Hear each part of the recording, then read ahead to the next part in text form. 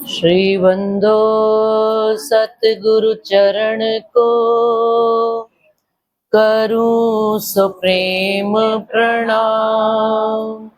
अशुभ हरण मंगल करन धनी श्री देव चंद्र जीना। श्री प्राणनाथ निज मूल पति श्री महराज सुनाम। तेज कुंवर श्यामा युगल जी को पल पल करूं प्रणाम। पिया जी को पल पल करूं प्रणाम। श्री प्राणनाथ तुम सत्य हो, तुमसे चलत जहाज। मैं अधीन करनी नहीं, पिया बाहे ग्रहे की लाज। पिया बाहे ग्रहे की लाज। चर्चा प्रारंभ होत है, सुनो साथ चित दे। भजो राज श्यामा श्री प्राणनाथ, सखी जीवन हमारो। श्री मामती कहे साथ जी, भया चर्चा का वखत। अब तुम सुनियो चित दे, लाल आगे आए बैठे हैं। लाल आगे आए बैठे हैं।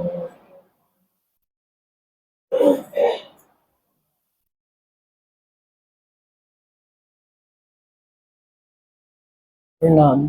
सब सुंदर साथ जी के चरणों में प्रेम करना।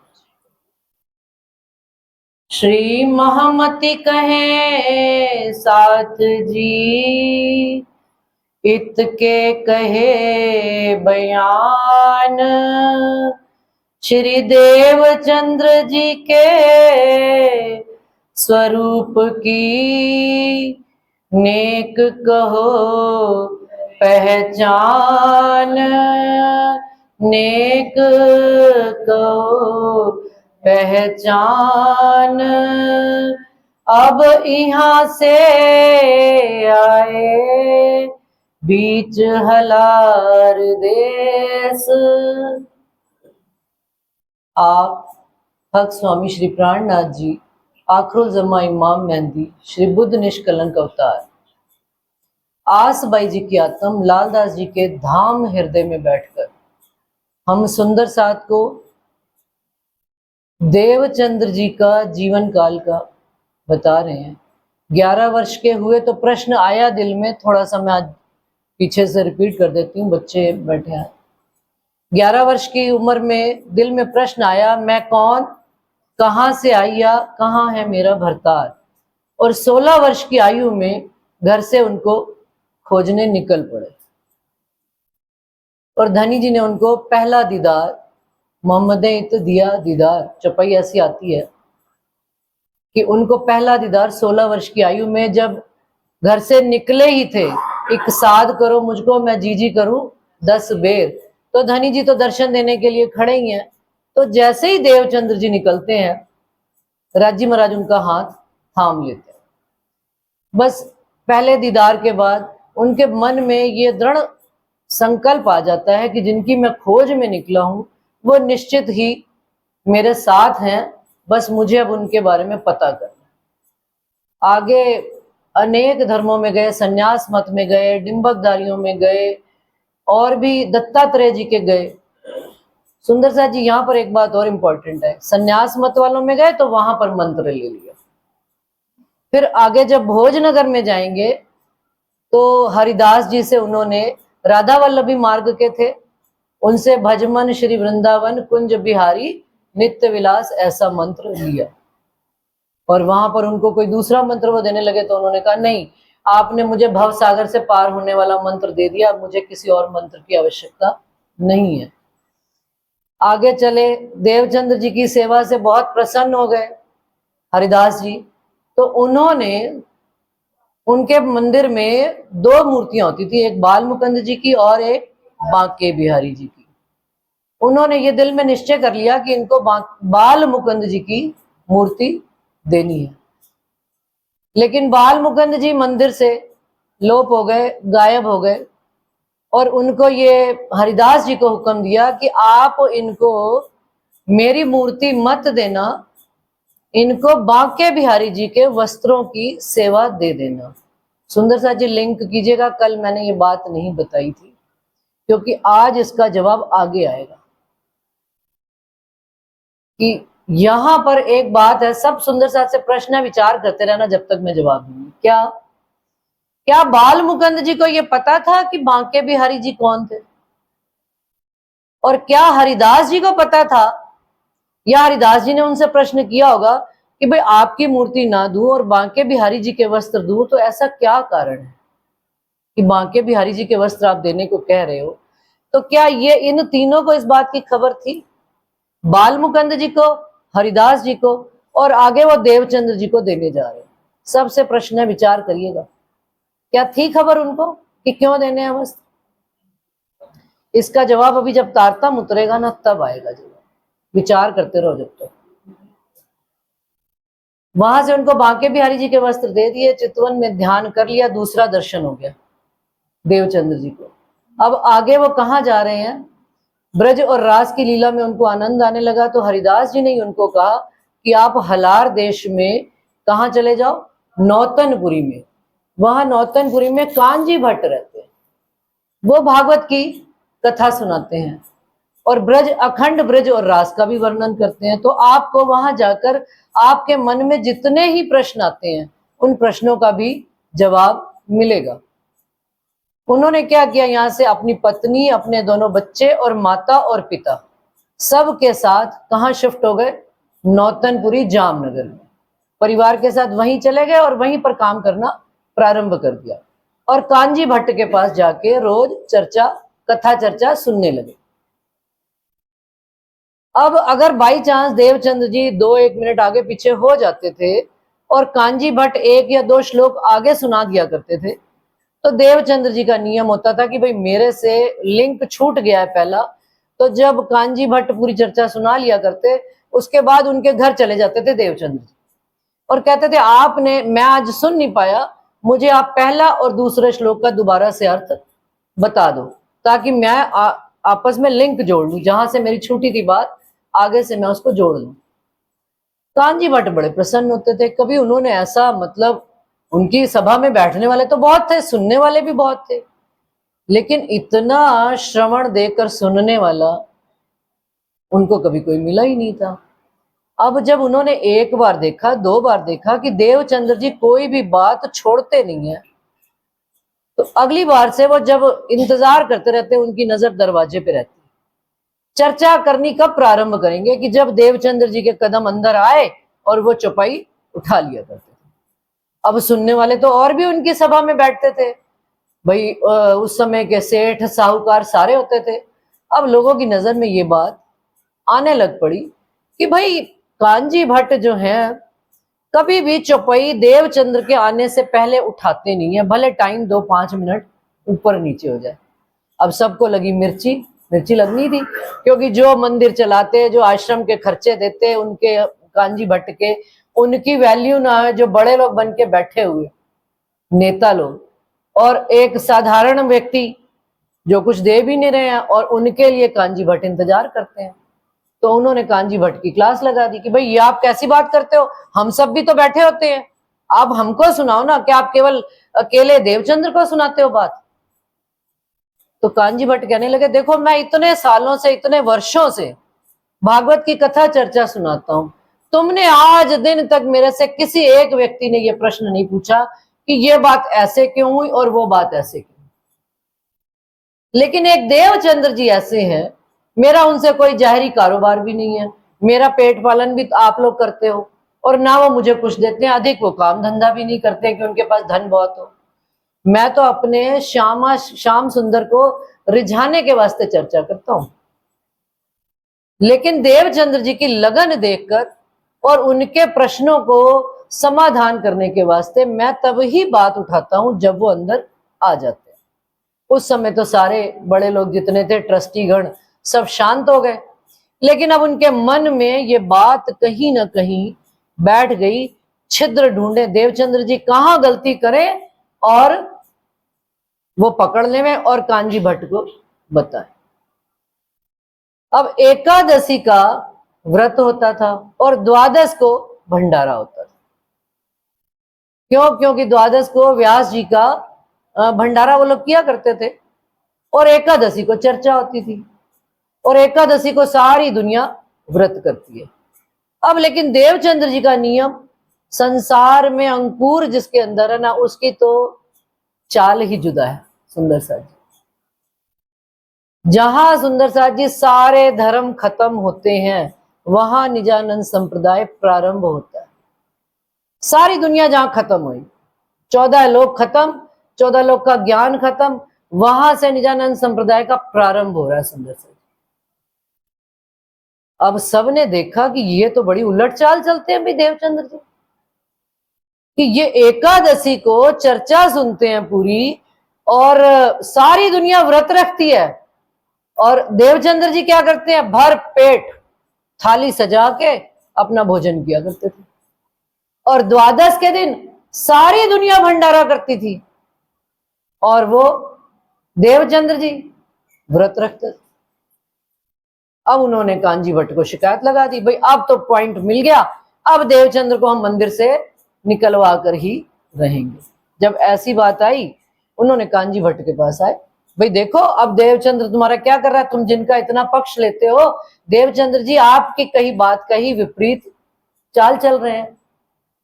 उन्होंने कहा देखो ऐसा है, जहां तक मैं देवचंद्र को जानता हूं, भागवत के एक एक श्लोक का, एक एक चौपाई का एक एक चरण वो ध्यान से सुनते हैं और उसकी गहराई में उतरे हुए हैं।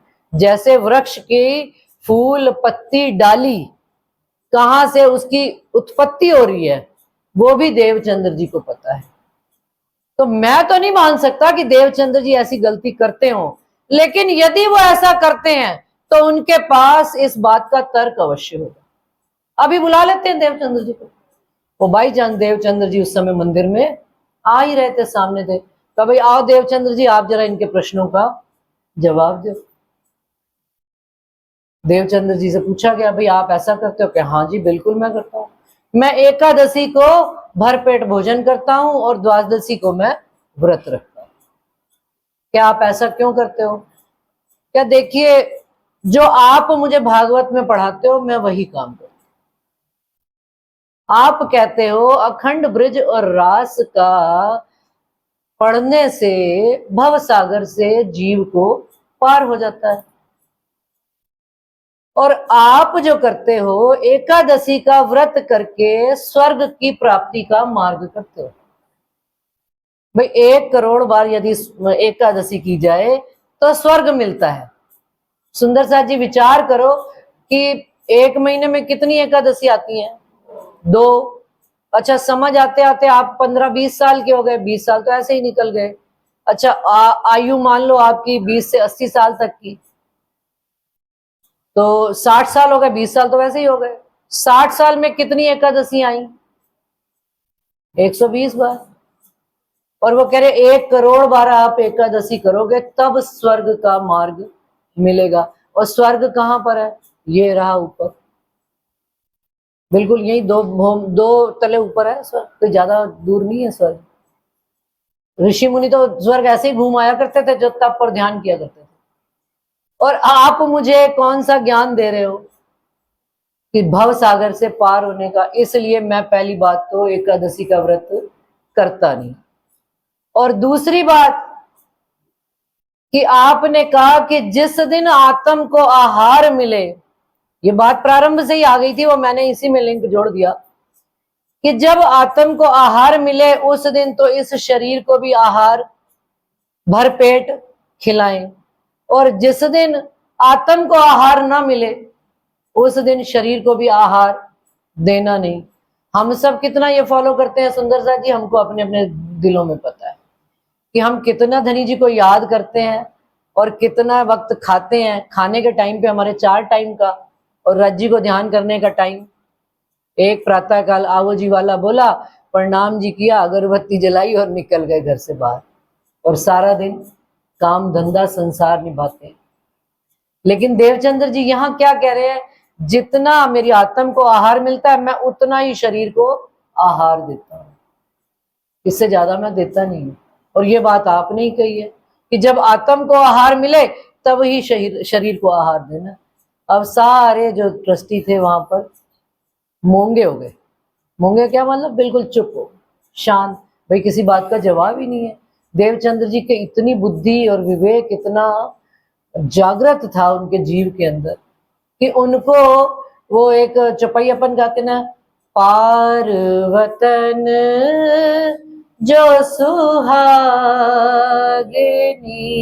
ताकी नेक कहूँ पहचान, जो कदी भूली वतन तो, जो कदी भूली वतन तो भी नजर तहां निदान। पार वतन से जो सुहागनियां आई हुई है ना, हम ब्रह्म सृष्टियां, अपना अंकुर नहीं भूलती। उनके अंदर अंकुर होने की वजह से याद उनकी अपने धनी की अपने अंदर बनी रहती है। कहीं पर भी हो उनकी दृष्टि राज्य से जुड़ी है, वो असल वस्तु को पकड़ लेते हैं, सत्य वस्तु को। देवचंद्र जी ने बात ग्रहण कर ली। अब 14 वर्ष कहते हैं सुंदर सार जी यहाँ पर, ए तो भांडा आहार का क्यों कर देऊं आकार, कि जो भोजन हम कर रहे हैं, कहते हैं शरीर का भोजन है, शरीर को भोजन देंगे शरीर हष्ट पुष्ट रहेगा, लेकिन आत्मा को भोजन देंगे। आत्मा का भोजन क्या है, वाणी चर्चा, चर्चा सुन जो आपन ने त्रूठा। त्रूठा का क्या मतलब होता है सुंदर सा जी, है फिदा है, वो हम पर रीझ गए हैं, उन्होंने रीझ कर ये वाणी हमको दी है। कहते ना कहवाए माया माए आवाणी, पण साथ माटे कहवाणी। हम सुंदर साथ वास्ते उन्होंने ये वाणी कही है कि सुंदर साथ सुने, मंथन करे, फिर इसको जीवन में उतारे और आत्म का लाभ लेवे हम सब सुंदर से। तो कहते ये तो भांडा आहार का क्यों कर देऊं आकार, श्री भागवत सुने नेष्टाबंध रहे यही को विचार। रात दिन मन में यही विचार रहता कि भागवत सुनूंगा, साथ साथ जितनी बात सुनते थे उतना उतना ही आकार को अपने भोजन कराया करते थे। तब कांजी भट्टे कया देवो इनका उत्तर, जवाब न आया काहू को। कांजी भट्ट ने सारे ट्रस्टियों को कहा, भाई अब आप देख लो, अगर आपके पास इनकी बात का कोई जवाब है तो आप दे दो, और ये अब मान जाते हैं तो इनसे मनवा लो।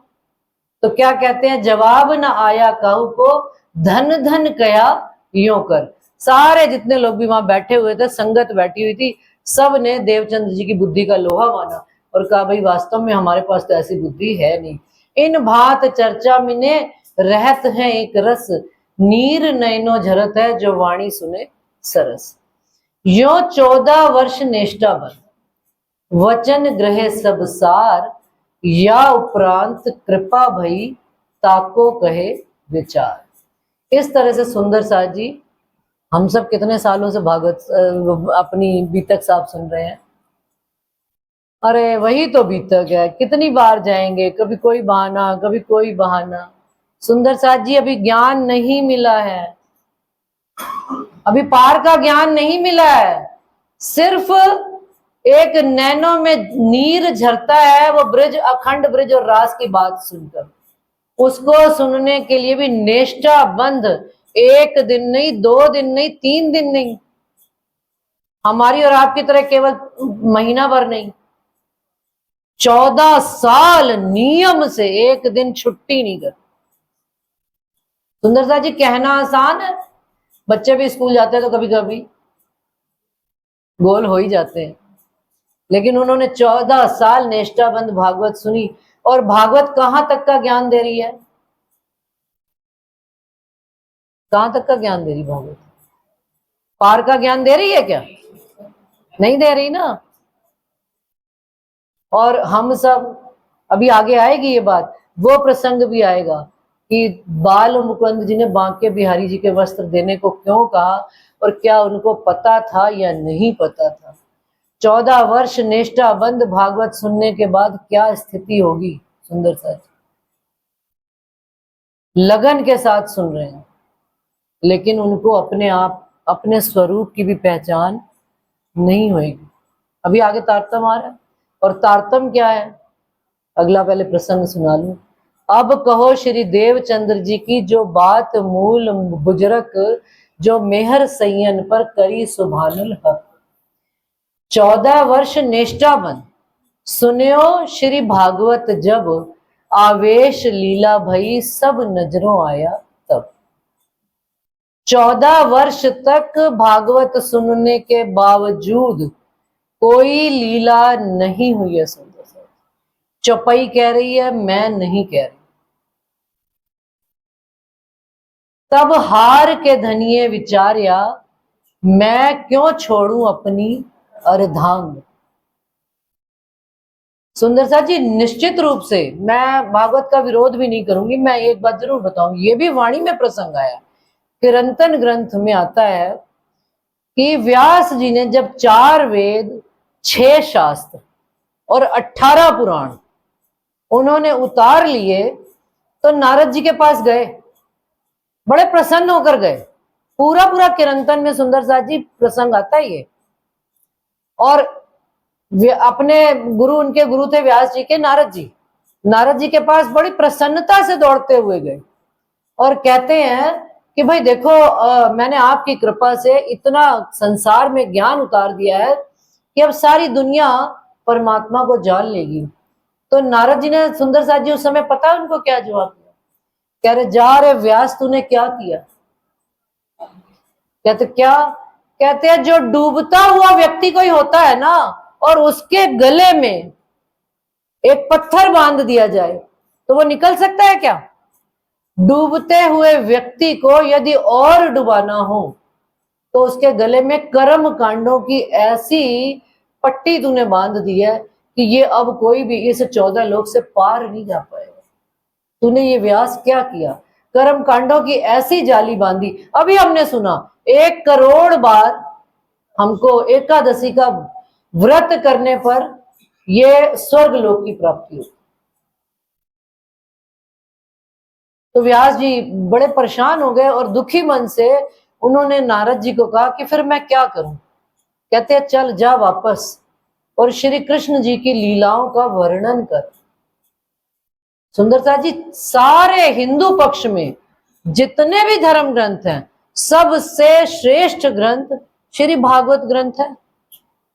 ऐसा नहीं है कि उनकी महिमा नहीं है, गलत बात भी नहीं है, लेकिन जब सीढ़ी दर सीढ़ी हम आगे बढ़ेंगे ज्ञान के स्तर पर, हम कभी जब पहली कक्षा में होते हैं, फिर 5वीं में आते हैं, फिर 10वीं में आते हैं, फिर 12वीं में आते हैं, फिर ग्रेजुएशन करते हैं, स्पेशलाइज्ड होते हैं, तब जाकर किसी एक पोस्ट को कोई डॉक्टर बन पाता है, कोई इंजीनियर बन पाता है। हमने जाना कहा है सुंदर सा जी, परम धाम। संसार में भागवत हमारा गवाही है, हमारी साक्षी है, जिसमें बात आई है ब्रज और रास की, वो भी इस 14 लोक की प्रतिबिंब की ब्रज और रास का वर्णन आया है। और उसका इशारे मात्र से हमको धनी जी ने केवल बात कही है, और यहां तक बात कह दी कि इसके भेद भी जब आप स्वामी श्री प्राणनाथ जी आए हैं तो उन्होंने खोलकर बताया, इससे पहले तो किसी को भी पता तक नहीं थी। 14 वर्ष, सुंदरता जी, हो सकता है किसी को बात मेरी चुभे भी, लेकिन विचार करना, जागृत बुद्ध के से विचार करना। अभी उनको दर्शन होंगे जब, तो कैसी स्थिति होगी, धनी जी उनसे क्या प्रश्न पूछेंगे, आपस में क्या उनकी वार्तालाप होएगा, और देवचंद्र जी क्या जवाब देंगे। वाणी से एक एक चौपाई पढ़ूंगी, कोई भी कहीं पर भी कोई पूर्वाग्रहों से ग्रसित नहीं, ना मैं ना आप, जो चौपाई आएगी वही पढ़ेंगे। इस तरह से सुंदर साथ जी 14 वर्ष हो गए उनको भागवत सुनते सुनते। अब अंतिम कसनी का उनका वक्त आ गया। धनी जी ने डिसाइड कर लिया अब इनको दर्शन देने हैं। लास्ट कसनी सुंदर साथ जी अपने अपने भी देख लो, अंतिम कसनी इस शरीर की होती है कि शरीर निढाल हो जाता है, थक जाता है। 14 वर्ष सुंदर साथ जी कहाँ निकले हुए 16 वर्ष की आयु के धनी जी को ढूंढते ढूंढते आज 40 वर्ष के हो गए हैं, शरीर भी हार गया है।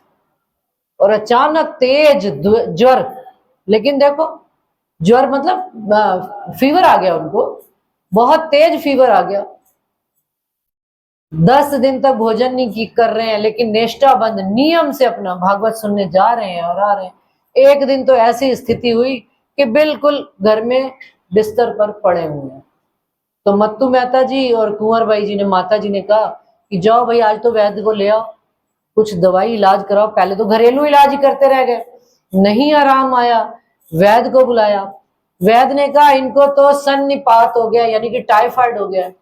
टाइफाइड में अब आप जो है इनको बाहर की हवा लगनी नहीं चाहिए, मैं दवाई तो दे दूंगा लेकिन इनका ये कंडीशन है कि इनको घर से बाहर हवा नहीं लगनी चाहिए। माता जी बोली ये तो अभी जाएगा 2 घंटे बाद, क्या करने जाएंगे, ये तो भागवत सुनने जाएंगे देवचंद्र जी। अब वैद्य डॉक्टर बड़ा अलर्ट था, कहता भाई मैं तो दवाई नहीं दूंगा, कल को मेरी दवाई इन पर असर नहीं करेगी और दुनिया बाहर क्या कहेगी कि भाई डॉक्टर बेकार है, अगर इनको रोकना हो तब तो मैं दवाई दूंगा। तो पिताजी कहते हैं मत्तू मेहता कैसे नहीं रुकेंगे, मैं आज रोक कर दिखाऊंगा, आप दवाई दो इनको, जैसे तैसे भी होगा मैं रोक कर रखूंगा। आखिर माता पिता है, बच्चे को कह सकते थे, भले 40 वर्ष के हो गए थे लेकिन माता पिता तो माता पिता ही होते हैं और संतान संतान ही होते हैं। खैर उन्होंने दवाई दे दी, काढ़ा पिला दिया, सिर पे चुन्नी उन्नी बांध ली, कपड़ा बांध लिया, मुख सारा ढक लिया और जैसे ही चर्चा का समय हुआ अपनी लाठी कहते हैं उठाई, क्योंकि कमजोर हो चुके थे, शरीर से इतने वीक हो चुके थे कि चलो कोई सहारा लेकर निकलने लगे। अब पिताजी को आया गुस्सा, अरे भाई तूने 14 साल भागवत सुन ली, क्या तूने कमा लिया, जो एक दिन तो सुनने नहीं जाएगा तो क्या फर्क पड़ जाएगा, कोई बात तेरे से अब छिपी हुई है क्या। और उन्होंने गुस्से में आकर दरवाजा बंद कर दिया बाहर से। देवचंद्र जी क्या कहते हैं, जवाब देते हैं, तब श्री देवचंद्र जी ने कहा मैं ना रहूं क्यों एक कर, धर्म राखे ते देह है, जवाब दे त्यों कर। किससे दे रखना क्यों दे क्यों रखी, अगर मेरा धर्म रहेगा तो ही मेरी देह रखनी है, अगर मेरा धर्म नहीं जीवित रहता तो मुझे इस 5 तत्व के शरीर को रखना जरूरी नहीं है। और उधर से हमारी बुद्धि जैसे, हमारी बुद्धि वाले जैसे उनके पिता क्या कह रहे हैं, अरे भाई दे रहेगी तो धर्म पालन करेगा ना, जब दे ही नहीं रहेगी तो धर्म कैसे पालन करेगा। कह रहे अगर आप बहुत ज्यादा जिद करोगे तो मैं अपना शरीर यही छोड़कर मेरी आत्मा वहां भागवत सुनने चली जाएगी। वो अंदर है देवचंद्र जी कमरे के और पिताजी और माताजी बाहर है, दरवाजा बंद करके कुंडा लगा के कि देवचंद्र जी कहीं निकल ना जाए। अब दोनों आपस में लड़ाई खटपट खटपट खटपट खटपट चल रही है। देवचंद्र जी को बुखार के ताप तो था ही बहुत तेज, बस वो इतनी बात कहते ही वो अंदर कस के कमरे में गिर पड़े। जैसे ही गिरे तो माँ ही होती है, माता ने कहा खोलो दरवाजा, पिताजी को डांट दिया, आपकी जिद की वजह से कुछ देवचंद्र को हो गया तो हम कहीं किसी को मुंह दिखाने लायक। दरवाजा खोला, बिल्कुल वो बेहोश पड़े हुए। तो पिताजी कहते हैं मत्तू मेहता, ओ देवचंद्र उठो, मैं तुमको लेकर चलता हूं। जो उनको रोक रहे थे उनकी लगन देखकर सुंदर साथ जी धर्म की राह पर कोई चलने नहीं देगा, ये वाणी प्रमाण देती है, माता पिता भी चलने नहीं देते। लेकिन अगर हम राज्य के प्रति सतर्कता से ईमान पे खड़े होकर उनके प्रति चलते रहते हैं तो जो हमारे विरुद्ध होते हैं, जो कभी हमारा रास्ता रोका करते हैं, वही हमको मार्ग दिखाया करते हैं। ये बात भी वाणी हमको प्रमाण दे रही है अभी तक साहब, कि उनके पिताजी उनको कहते हैं देवचंद्र जी को, भाई तुम घबराओ नहीं, मैं ही तुमको लेकर चलता हूं, तुमको कुछ हो ना जाए। उन्होंने ही देवचंद्र जी को खड़ा किया बड़ी मुश्किल से, और हाथ उठाकर कहते हैं कि वो ही छोड़कर श्याम जी के मंदिर में वहां पर उनको आए। तो धीरे धीरे क्या हुआ कि अब उनका ज्वर कम होने लग पड़ा, शरीर स्वस्थ होने लग पड़ा। 10-15 दिन गुजर गए और शरीर ठीक हो गया देवचंद्र जी का। अब राजी महाराज का कितनी बार धनी जी ने दर्शन दिए हैं देवचंद्र जी को? कितनी बार दे चुके हैं दर्शन? 2 बार। अब तीसरी बार दर्शन देने का समय आ रहा है।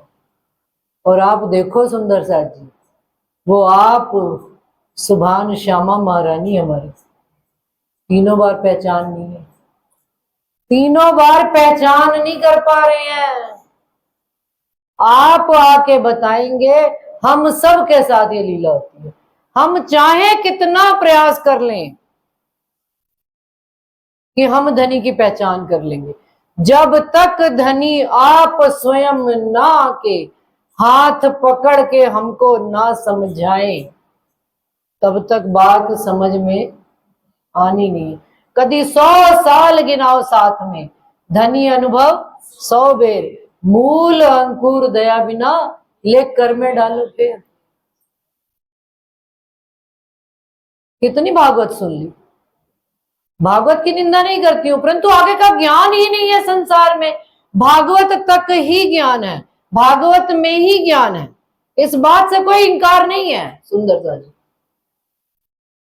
लेकिन जब हम आगे सीढ़ी चढ़ गए तो क्या पीछे मुड़कर सीढ़ी देखेंगे हम कभी? आगे वाली सीढ़ी चढ़ गया तो तुम 5th क्लास में कभी जाते हो मुड़कर? कभी याद कर लिया? ठीक है, मुझे तो वो भी नहीं याद मेरे बचपन के कौन से फ्रेंड्स थे, सच्ची बता रही हूँ। उम्र गई, निकल गई, ठीक है, वो बताया उन्होंने, कोई बात नहीं, इनकार नहीं करते हम इस चीज के। कई सुंदर साथ इस बात से भी इनकार नहीं है कि जो प्रवाही समाज में रहते थे, भागवत पढ़ते हैं, उनको भागवत के द्वारा ही प्रमाण देकर निजानंद संप्रदाय से जोड़ा भी गया है। हमारे साथ ही आती हैं वैन में बहन जी, कोई इसमें बुरी बात नहीं है, वो तो क्योंकि प्रमाण है हमारा, कागज का आ गया हमारा। लेकिन आगे की क्या बात है? आगे की बात तो आप धनी जी ही जब हमको हाथ पकड़कर बताएंगे तभी पता लगेगा। हम कहते हैं तारतम हमने एक बार ले लिया, सुंदर सा जी बहुत है।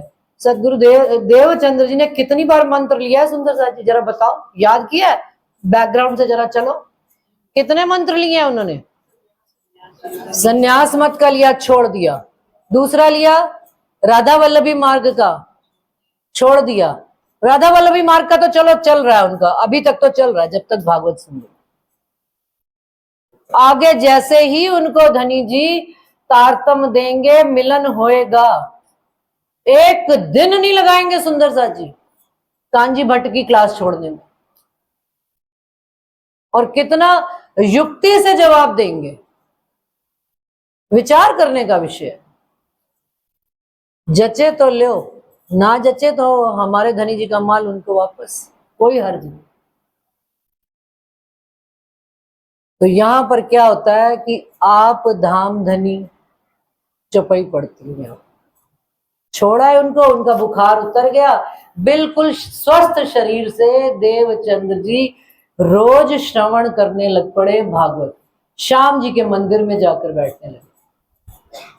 तब क्या हुआ, कितने घंटे तक भागवत सुना करते थे सुंदर सा जी? हम तो बिल्कुल राइट 7:30 बैठते हैं और राइट 8:25 में चौपाई दोहरा देते हैं। मैं इसलिए नहीं दोहराती कि टाइम हो गया, मैं सामने वालों का मुख देखना शुरू कर देती हूँ। वैसे तो मैंने चश्मा देखो उतारा होता है कि मुझे कुछ दिखाई नहीं देता लेकिन फिर भी पता लग जाता है कि भाई हो गया, बहुत हो गया। कहते 2.5 घंटे चला करती थी। उस 2.5 घंटे में राजी महाराज आएंगे अब दर्शन देने। कैसे? वह किशोर अति सुंदर स्वरूप खेला जो वृंदावन, देख श्री देवचंद्र जी ने कहा जैसी गवाही दई मन। अति सुंदर वह किशोर स्वरूप, मूल मिलावे वाला स्वरूप है। राजी महाराज का कैसा स्वरूप है? किशोर, अमृत सूरत लियो, बिल्कुल युवा, ऐसा सुंदर कि देख कर ही दिल खुश हो जाए। अब श्यामा जी का आत्म उनका दीदार कर रही है और देवचंद्र जी आंखें भर भर कर उनको दर्शन कर रहे हैं। राजी महाराज आगे से प्रश्न पूछते हैं, इतना तो मुझे प्यार से देख रही है तो जानती है कि मैं कौन हूं? क्या जवाब देंगे? किसकी सेवा किया करते थे? सेवा किसकी किया करते थे? हरिदास जी ने किनके वस्त्र दिए थे? बांके बिहारी की। आया कौन है? राजी महाराज स्वरूप, लेकिन कौन सा रूप धर के आए हैं? बांके बिहारी वाला। क्यों? क्योंकि वो रात दिन उनका श्रृंगार किया करते थे। कहते लगते आप बांके बिहारी हो, ऐसा मेरा मन गवाही देता है। देवचंद्र जी कहते तुम हमारे खावंद। और खुद कैसे ध्यान किया करते? खुद को क्या माना करते थे? राधिका रानी, और आप हो बांके बिहारी। तो इस संबंध से क्या हो गए कि तुम हमारे खावंद, आप मेरे खावंद हो, ऐसा लगता है। एता जानत हैं हम, बस मुझे इतना ही पता है। कहते चलो इतना पता है कि मैं बांके बिहारी हूं और आप राधिका रानी हो। आपको पहचानत हो? तुम स्वयं को पहचानती हो?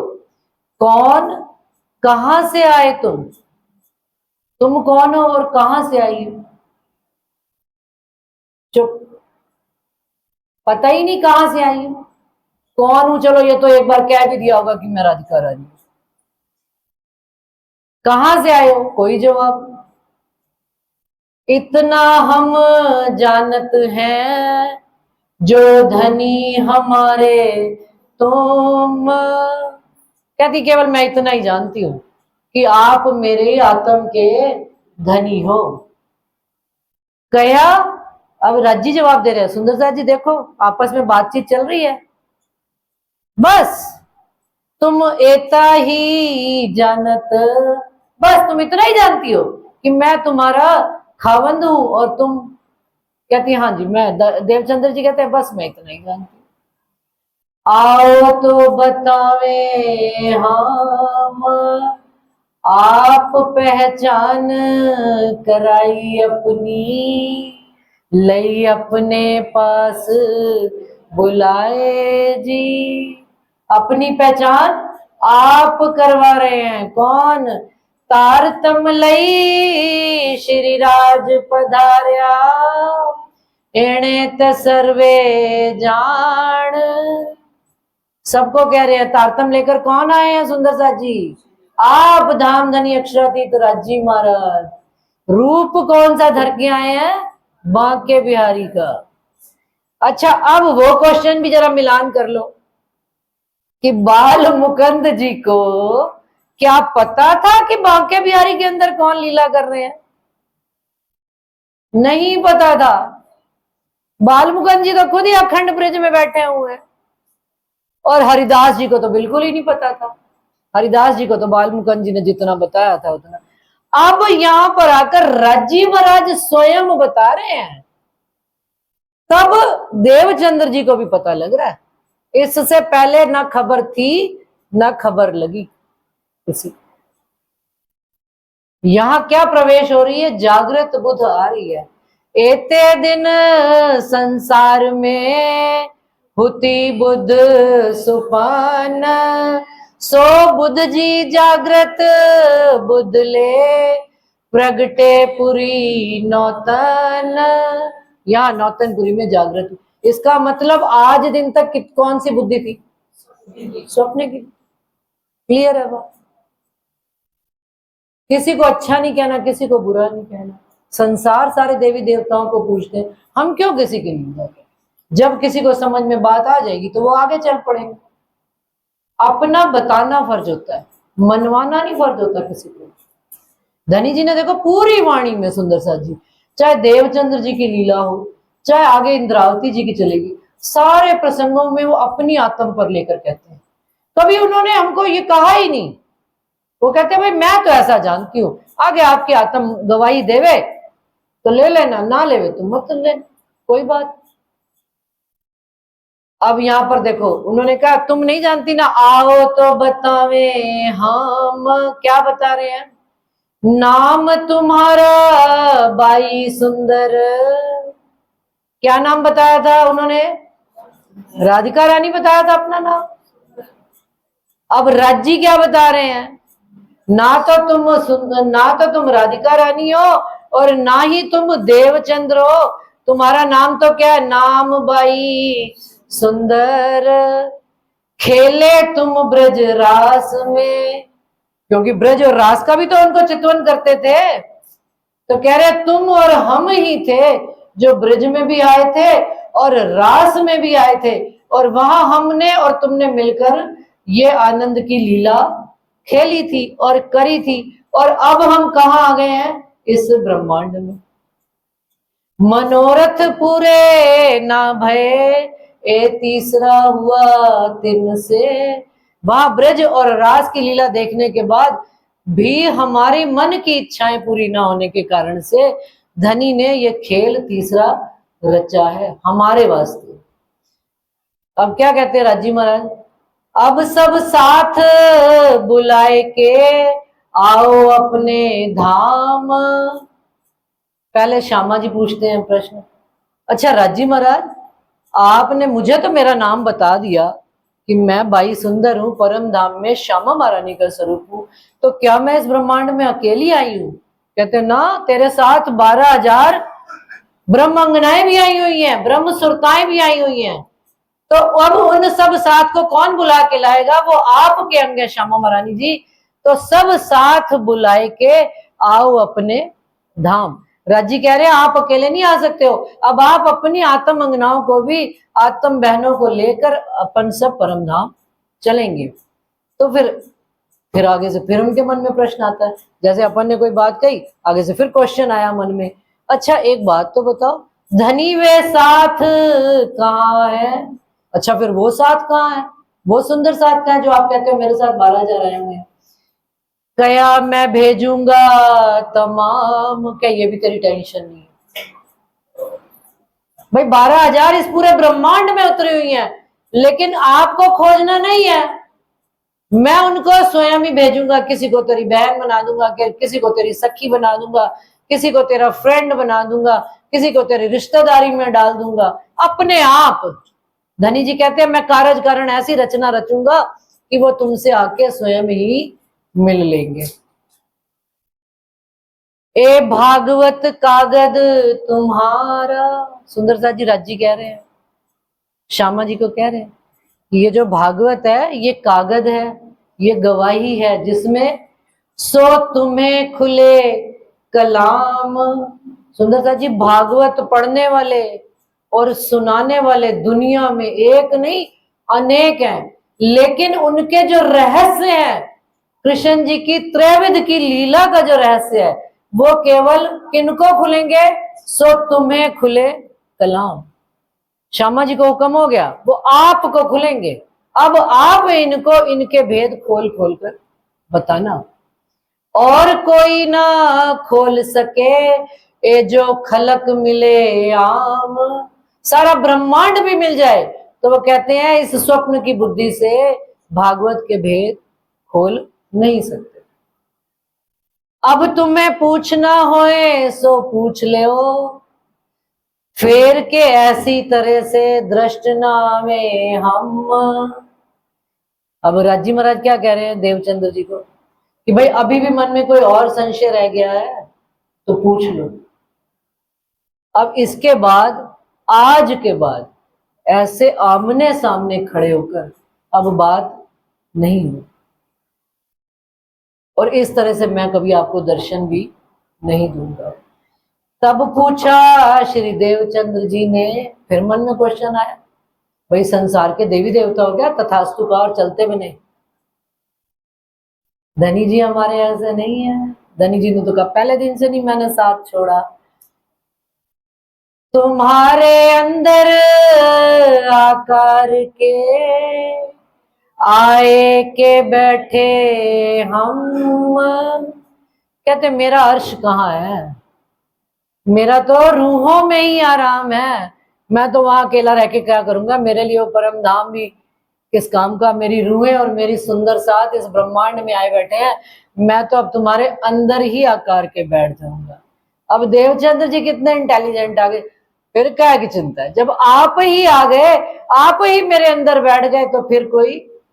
तब मोको कहा पूछना, अब फिर मेरे को क्या बात पूछनी, आप भेजोगे भी आप सुंदर साथ को, अंदर भी आप बैठोगे, अपनी बात भी आप कहोगे, तो फिर तो मेरी सारी चिंता ही खत्म हो गई।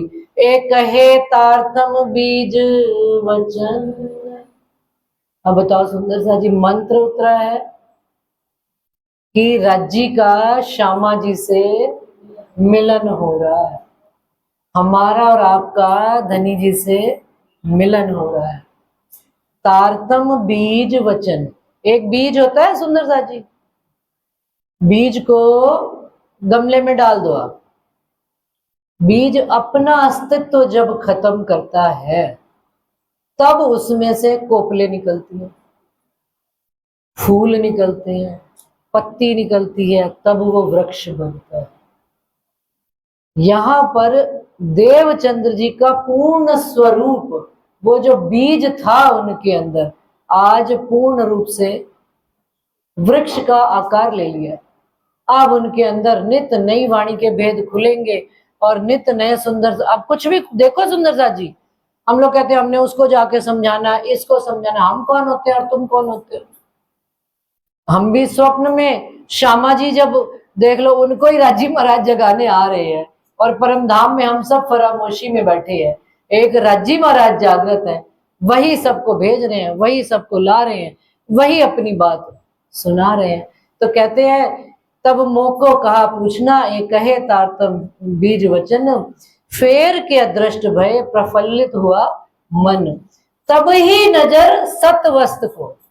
सुंदर सा जी, जाए के पहुंची धाम ब्रज रास दो अखंड, आज दिन तक जो रास के दर्शन नहीं हुए थे, सूरत पहुंची तिस ठाम। 14 लोग से जरा तारतम पढ़ो। सो तो अब जाहिर भय आगे,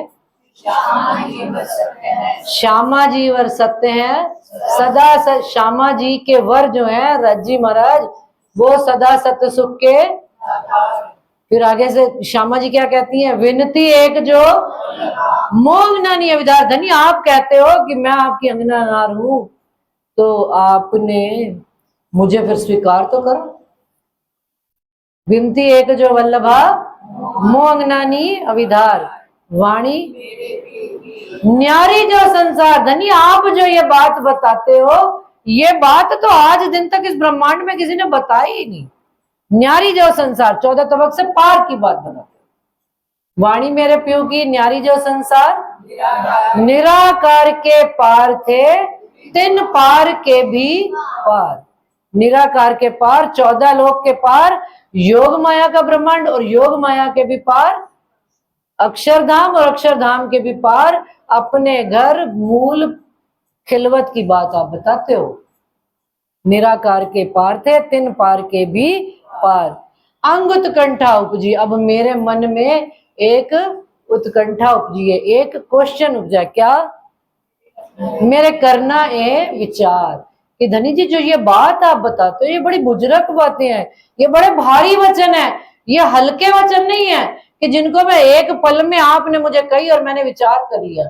ए सत्यवाणी मथ के, जितना हम मथन करेंगे सुंदर साथ जी, हमको धनी जी खुद समझाएंगे बात, किसी से समझने की आवश्यकता नहीं है। सबके पास घर में राज्जी है, बीतक है, चौपाई है।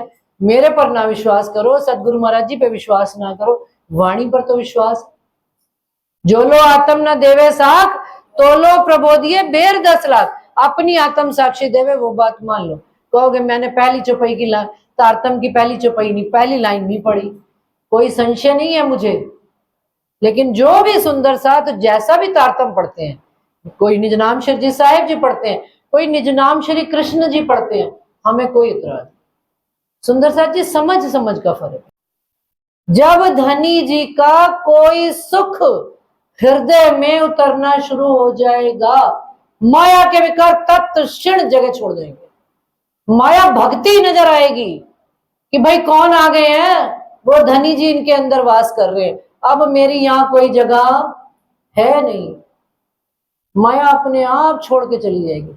जिनको क्रोध आता है, बच्चे पढ़ने में कंसंट्रेशन नहीं लगता, ध्यान नहीं लगता, सुबह प्रातः काल उठो और कुछ करो ना करो, 2-5 मिनट बिस्तर पे बैठे राज्य का ध्यान किया, तारतम पढ़ा 2 बार, देखो सारा दिन मस्त रहेगा। नहीं, सारा दिन सारा दिमाग कंसंट्रेट। जिस दिन क्लास में, एग्जाम में, पेपर में ना आए, राज्य का ख्याल करो, तारतम पढ़ो, चुटकियों में जवाब आ जाएगा। ये मैं अपना एक्सपीरियंस बता रही हूँ। मेरे को भी यहाँ पे बैठ के कोई बात ध्यान से उतर जाती है, राज्य क्या राज्य महाराज हमारे इतने अंगी संगी हैं, इतना वो ख्याल रखते हैं। बाले से बुढ़ापे लग मेरे सिर पर खड़े, नजर से ना काढ़ी मुझे अव्वल से आज दिन, सो क्यों कर कहूं मेहर महबूब की, जो करत ऊपर मोमिन। तो विकार कैसे जाएंगे, जब ए सुख अंग में आ वही तब छूट जाए विकार। आयो आनंद अखंड घर को श्री अक्षर।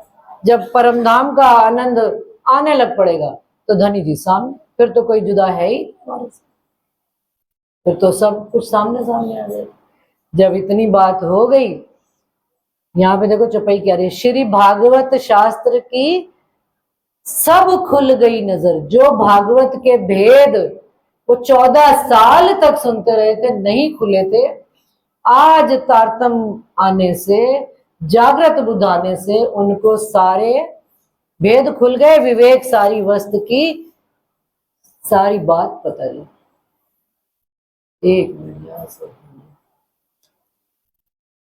उठ के आए आसन अपने गृह विश्राम। बस धनी जी उनके हृदय में बैठ गए और वहां से उठे। 2.5 घंटे तक कहते हैं ये बात राज्जी और श्यामा जी की आपस में वार्तालाप चला, दोनों का मिलन हुआ। श्यामा जी, धनी के अंदर से हमारे मिलन किसको कहा जाता है, एक दूसरे से लिपट जाना। जैसे टहनी और पत्तियां, फूल और पत्ती एक दूसरे से जुड़े हुए, एक दूसरे से रच बस गए।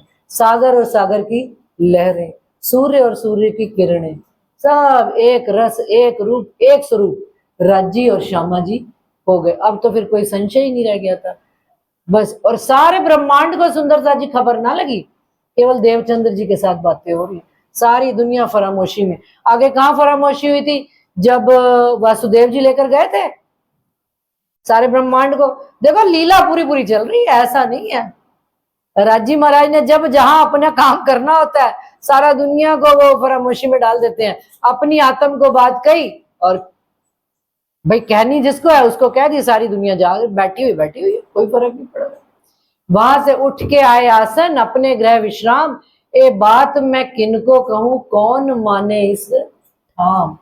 कहते हैं धनी जी आपकी बुजुर्ग बातें, इतनी भारे वचन, ये मैं अब इस संसार में किसको कहूंगी और कौन मानेगा मेरी बात, मैं किसको जाकर सुना। अब राज्जी ने क्या प्रॉमिस किया था, मैं भेजूंगा तमाम। किनको भेजा सबसे पहले, गांग जी भाई को। उनके मित्र थे, रोज ही जाया करते थे भागवत सुनने। बस प्रसंग पूरा हो रहा, खत्म कर रही है। उनके साथ जाया करते थे और उनके साथ आया करते थे। अब 2-4 दिन गांग जी भाई ने देखा कि देवचंद्र जी ने आना बंद कर दिया। भाई क्या बात है, देवचंद्र जी तो कभी भी बंद नहीं करते आना, तो ये कैसे। उनके घर चले गए। कि भाई आज क्या बात है, तुम 2-3 दिन से आ नहीं रहे हो। तो देवचंद्र जी और वो दोनों राह में खड़े होकर बातें करने लगे। और थोड़ा थोड़ा देवचंद्र जी गांग जी भाई को, जैसे अंदर बैठे राजी महाराज ने आवाज लगाई, बता भाई गांग जी भाई को। तो उन्होंने बात करनी शुरू करी। अब जब शुरू करी तो गांग जी भाई को इंटरेस्ट आने लग गया। कहते ये बात तो मैंने कभी सुनी ही नहीं, ये आपको कैसे पता है? भागवत में तो कांजी भट्ट ने कभी सुनाई ही नहीं हमको बात। अब धीरे धीरे उनको कॉन्फिडेंस आने लग पड़ा कि गांग जी भाई मेरी बात सुन रहे हैं। कहते एक पनिहारन पानी भरने जा रही थी, वहां से एक बार गई ले, भाई भागवत तो तुम और मैं दोनों इकट्ठे ही सुन रहे हैं, पर आपको कैसे ये रहस्य खुल रहे हैं? अब जैसे जैसे गांग जी भाई को विश्वास आता गया और देवचंद्र जी को भी ये बात खबर होती गई कि इनका दृढ़ता और ईमान। हर जी बोलो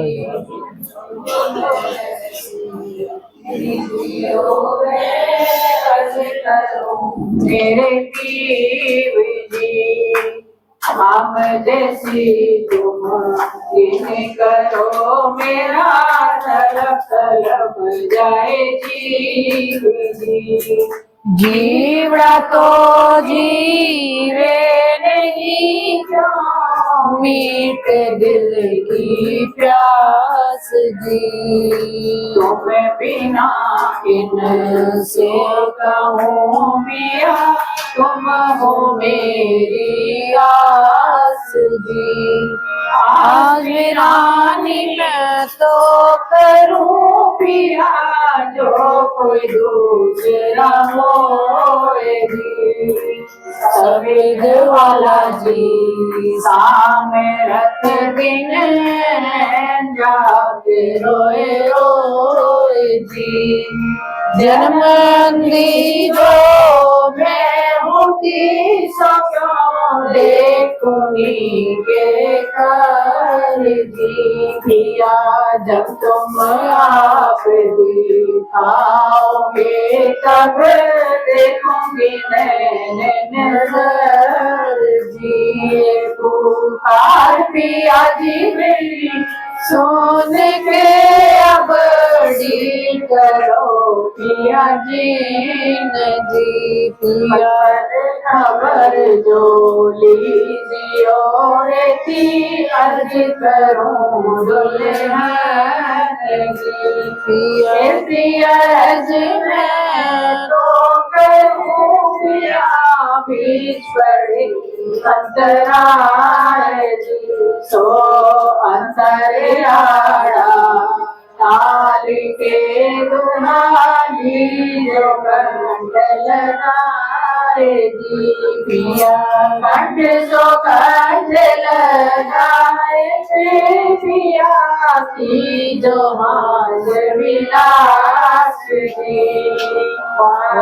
जय श्री गावती प्यारा को चरणों के पास जी। तुम दुल्हा में दुल्हनी पिया और न जानू बात जी। ईशो सेवा करूं पिया सब अंगों साक्षात जी। सदा सुख दाता नाम ली मैं क्या कहूँ किनको बात जी। श्री मामती युगल स्वरूप परवारी जात जी। सदा सुख दाता धाम धनी में क्या कहूँ किनको बात जी। श्री मामती युगल स्वरूप परवारी अंगना बलि बलि जात जी। पिया जी तुम हो तैसी कीजियो मैं अर्ज करूं मेरे पीर प्राणदान।